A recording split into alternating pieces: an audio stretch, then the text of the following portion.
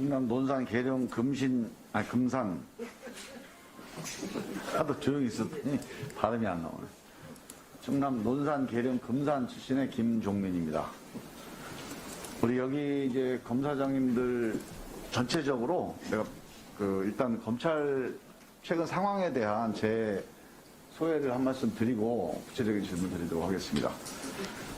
뭐 다들 아시지만 최근 한 1년 사이에 대한민국 검찰 역사상 가장 큰 격변기 아닌가 싶습니다. 엄청나게 많은 변화와 논란이 벌어지고 있고, 우리 검사장님들이 이제 그 검찰 내부의 지휘관들 간부들이기 때문에 그 격변을 가장 이제 체감하는 분들이라고 생각을 하는데요. 저는 일일이 이제 뭐 이 조국 장관 수사가 정당했냐 안 했냐, 뭐 추미애 장관, 한동훈 검사장 문제 여러 가지가 많은데요. 그 개별적인 사건들은 시간 지나면 뭐 가르마가 타지고 정리정돈이 될 거라고 봅니다, 저는. 이 과정에서 우리가 어떤 교훈을 또는 어떤 점을 고민을 해봐야 되느냐 하는 점에 대한 제가 문제제기 한 가지 좀 드릴 테니까 한번 고민 좀 해보시기 바라는데, 뭐냐면 저는 입법과 법의 집행은 성격이 좀 다르다고 봅니다. 지금 우리 검찰의 법 집행에 대해서 우리 국민들이 반반으로, 최소한 반반으로 이렇게 갈려져 있어요. 윤석열 검찰이 법 집행하는 게 공정하냐 아니냐, 이걸 가지고 뭐 6대4가 됐든 5대4가 됐든 4대4가 됐든 하여간 한 40% 이상의 반대, 그리고 경우에 따라서 50% 이상의 찬성, 또 40% 정도의 찬성, 이렇게 계속 갈려져 있습니다.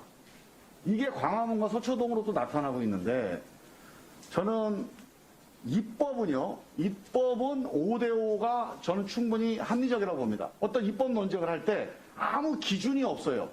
현실에서 어떤 게 필요하냐에 따라서 법을 만들어내는 거기 때문에 입법, 이게 정치잖아요, 정치, 입법.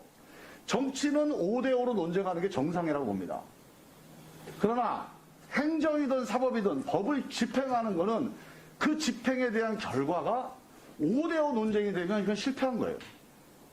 왜냐하면 이거는 그 사람의 자의적 재량 범인의 집행이 아니고 법을 적용하는 거거든요. 그래서 법은 있는 거예요. 명문이 있는 거예요. 이 명문을 적용하는 게 한 8대2나 9대1이 돼야죠. 10대0은 좀 어렵더라도.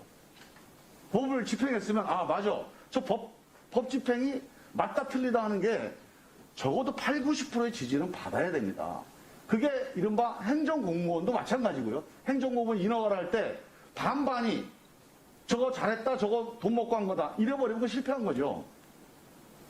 법 적용도 마찬가지, 사법 적용도 마찬가지라고 봅니다. 그런데 그런 점에서 저는 지금 검찰 법 집행에 대한 이런 국민들의 판단의 양분, 이건 내용의 개별 사건을 떠나서 이건 우리 검찰의 엄청난 부담이라고 봅니다. 그런 점에 대한 고민을 좀 해주십사 하는 부탁을 좀 드리고요.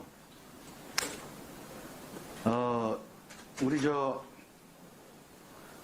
직접 수사 사건의 무죄율이 되게 높은데 2020년에 보니까요, 전체 1심 무죄율이 0.77%, 한번 PPT 보세요. 저 맨 왼쪽에 전체 평균이 0.77인데 직접 수사 사건은 4.5에 한 6배 정도 돼요. 근데 또 오늘 오신 우리 여기 그 검사장님들 계시는 데들은 조금 더 높아요. 청주는 8.43이나 되더라고요. 그래서 뭐 이 문제는 뭐 워낙 개별적인 이유가 다 많기 때문에 일괄적으로 얘기하기는 어렵지만, 우리가 지금 이제 검찰 개혁 관련해서 직접 수사에 대한 여러 가지 논쟁을 해왔는데, 일단 우리 대전고검장님 뭐 이제 차장까지 하셨으니까 이 검찰 개혁 논쟁 과정에서 직접 수사 무죄율이 저렇게 높은 이유 한번 어떻게 보세요? 예, 제 개인적인 소견을 말씀드리면, 네. 이제 직접 수사를 담당하는 이제 검찰이 수사도 하고 기소도 같이 하기 때문에 아무래도 이 과거에 어떤 수사 결과, 수사 과정에 대한 어떤 스크린 절차 같은 게 부족한 면이 있었고, 그 부분이 법정에서 현출이 돼서 무죄가 나오는 경우도 많이 있었습니다. 근데 이제 경찰 사건의 경우는 검찰이 아무래도 한 번 더 들여다보고 기소 여부를 결정하기 때문에 아무래도 법원에 가서 좀 더 단단한 상태에서 재판을 받게 되니까 요보다 전체적인 평균은 낮아지는 것 같아요. 네. 그런 전 생각을 하고 있습니다. 그래서 저 문제를 가지고 이제 우리가 이제 검사가 직접 수사하는 거를 폐지해야 된다 이런 이제 일종의 수사권 관련된 논쟁으로 이제 연결이 되는 건데요.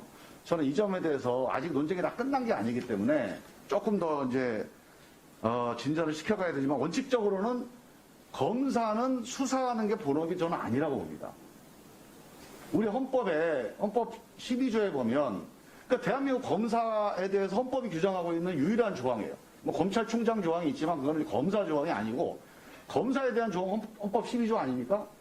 그렇습니다. 헌법 12조에 영장을 검사가 청구하도록 한 이유가 뭐냐? 저는 그 검사에 대한 헌법의 정의라고 봅니다. 만약에 검사가 그러니까 이 영장 청구를 검사가 하게 한 이유가 혹시 우리 검사님 뭐라고 보세요?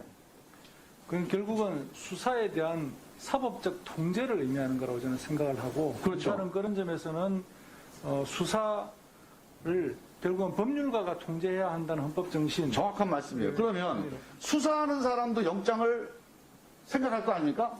이거 영장이 필요하다, 압색이 필요하다, 구속이 필요하다. 이런 거 수사하는 사람이 생각하겠죠. 네, 그렇습니다. 그 수사관의 판단과 검사의 판단의 차이가 보여야 된다. 어떻게 생각하십니까?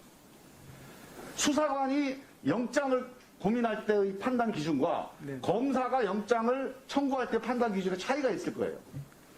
네, 그건 일반적으로 생각할 수 있는 것은 아무래도 수사관은 수사 목적의 달성 네. 가장 중요할 것이고요. 근데 그거를 통제해야 하는 검사, 법률가의 입장에서는 수사 목적의 달성뿐만 아니라 그와 관련된 재반의 법적인 문제, 인권의 문제를 생각하지 않을 수가 없는 것 같습니다.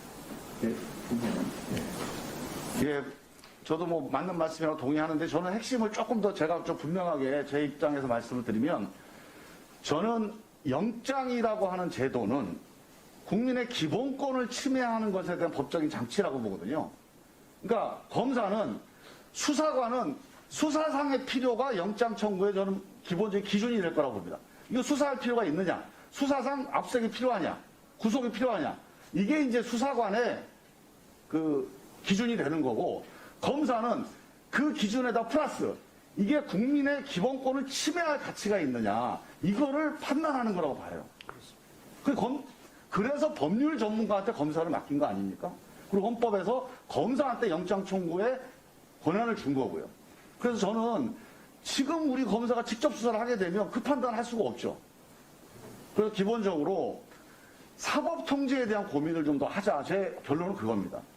진짜 검사가 수사에 대한 고민보다 지금 사법 통제에 대한 고민이 사실 별로 체계적이지가 않다는 얘기 제가 드리는 거예요. 앞으로 우리 검사장님께서 정말 검사의 임무, 이 사법 통제, 이게 내용이 뭐고 개념이 뭐고 어떤 식으로 구현돼야 되는지를 조금 더 고민해 주셔서 대한민국 검사가 사법 통제관으로 다시 한번 제대로 설 수 있는 그런 변화가 최근에 이런 검찰개혁의 과정의 결론이 되기를.